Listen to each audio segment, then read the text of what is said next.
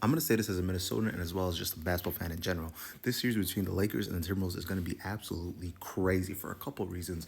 But before we even get to that, I'm going to say a couple things. One of the narratives that I've been hearing a lot about this series that's about to happen is the fact that based off of what was going on last year, Luka's going to destroy the Minnesota Timberwolves this year. And I feel like people aren't really understanding how the game of basketball works, especially from the context of when you're watching a superstar.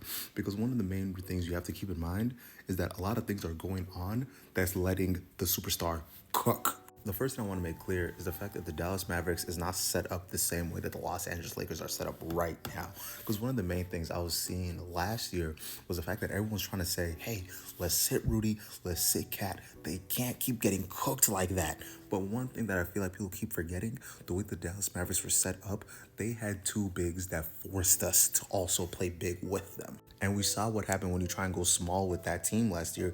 They literally threw the most alley-oops of all time in one series. And then when you switch that to what's going on right now, the Lakers are so guard reliant that plays directly inside the Minnesota Timberwolves' hands just at this moment. But the main thing this series makes me worried about is the fact that we're going to see LeBron James officially as a second option and watching how him deferring is going to change the way that a lot of the game is even set up. And the thing that's going to hurt the most is when we're running a boxing one with Jaden McDaniels at the forefront, and we're going to be forced to try and have LeBron play as a secondary option. But the problem with that is boxes and ones get destroyed once you have a guy that's able to play a pseudo big role but still facilitate.